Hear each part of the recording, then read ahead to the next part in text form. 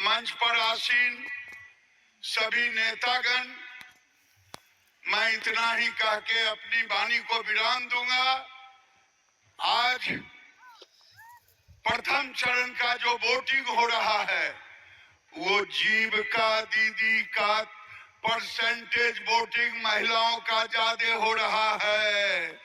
ये आप तालियों की गड़गड़ाहट से, और प्रधानमंत्री जी आपके आने से जब मेरे क्षेत्र में और कहीं भी महिलाएं कहती हैं मोदी भैया जुग जुग जिए, हमको ये चीज दिए, तो मैं समझता हूं आपके प्रति जो विश्वास है केवल भागलपुर ही नहीं बल्कि बिहार के तमाम लोगों का, जो इस बार दो चरण, एक चरण का चुनाव हो रहा है, दूसरे चरण 11-14 को उन सबों का थोबड़ा साफ हो जाएगा।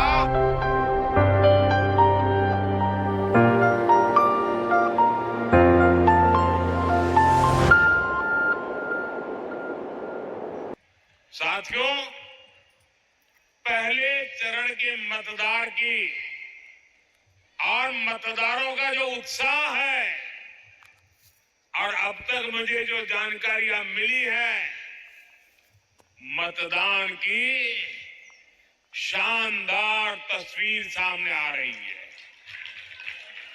हमारी माताएं बहनें बहुत उत्साह के साथ मतदान कर रही है।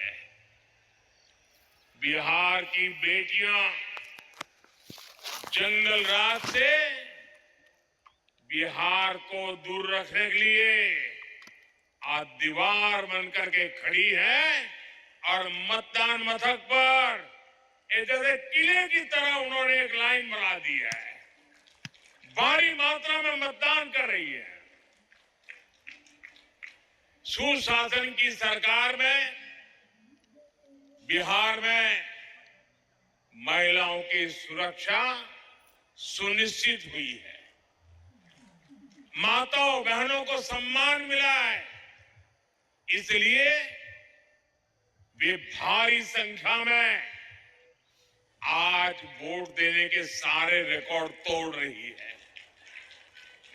बिहार में कांग्रेस आरजेडी के अनेक दशकों तक उन लोगों ने सरकारें चलाई, लेकिन उनको कभी जीविका दीदी बनाने की याद नहीं आई।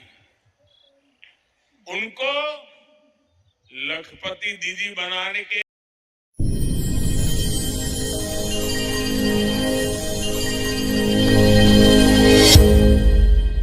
पैसा डालने का ख्याल ही नहीं आया। उनको कभी ये याद नहीं आया कि बहनों का बैंक खाता खुलवाना है। उन्होंने ये भी नहीं सोचा कि आवास योजनाओं के घर बहनों के नाम पर कराना है।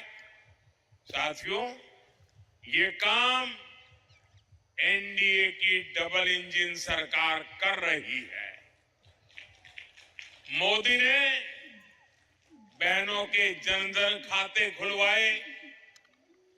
आज नीतीश जी की सरकार सीधे कम से कम 10-10 हजार रुपये नए रोजगार शुरू करने के लिए बहनों के खाते में जमा कर रहे हैं। अभी तक 1,40,00,000 बहनों के खाते में ये पैसा पहुंच चुका है। आप कल्पना कीजिए, अगर बिहार का सबसे भ्रष्ट परिवार और देश का सबसे भ्रष्ट परिवार जो जमानत पर बाहर है, ये दोनों अगर सत्ता में होते तो ये पैसे बहनों के खाते में नहीं, ये कांग्रेस आरजेडी के नेताओं की तिजोरी में पहुंच जाते।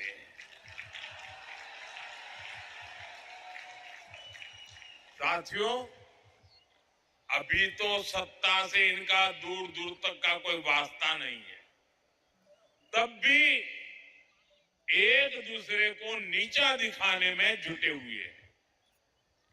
ये नाम के साथी हैं, काम तो एक दूसरे को नीचे घसीटने का ही कर रहे हैं। आप मुझे बताइए साथियों, शहर में आरजेडी वालों के इतने पोस्टर लगे हैं, आपने उनमें कांग्रेस के नामदार की एक भी तस्वीर देखी क्या? दिखाई दिया क्या? अगर कहीं होगी भी तो दूरबीन से देखे बिना दिखेगी भी नहीं। अब दूसरी तरफ आप लोग कांग्रेस के नामदारों की रैलियां देखिए, उनमें कांग्रेस के नामदार आरजेडी के नेता का नाम तक नहीं लेते। ऐसी छुआछूत कि एक दूसरे का छाया भी उनको अब डर लगता है। आरजेडी के नेता जो घोषणा करते हैं उस पर कांग्रेस के नेता चुप हो जाते हैं।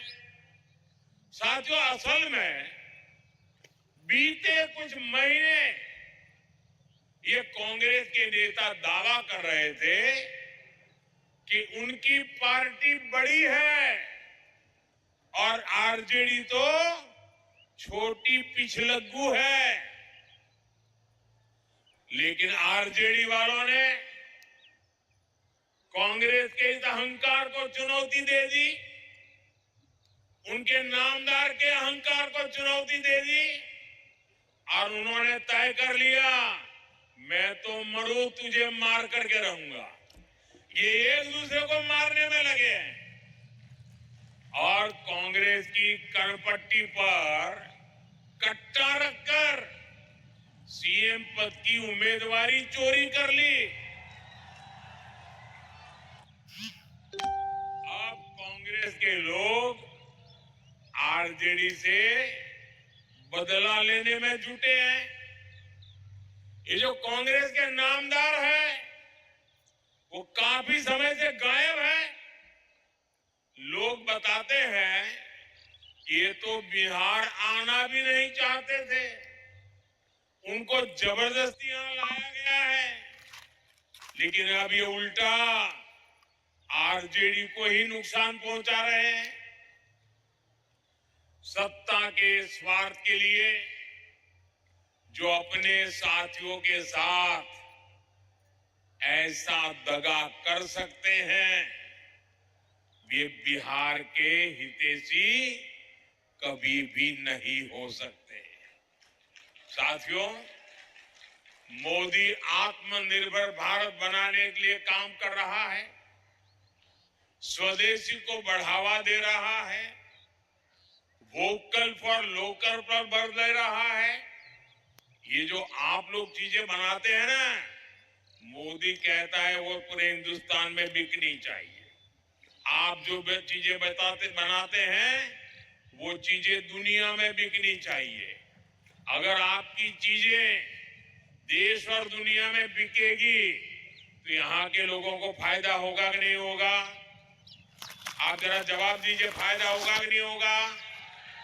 यहाँ के लोगों को रोज एनडीए ने ठाना हुआ है कि बिहार का नौजवान बिहार में काम करेगा, बिहार का नाम करेगा। ये एनडीए का संकल्प है। हमारा प्रयास है कि बिहार टेक्नोलॉजी, टेक्सटाइल,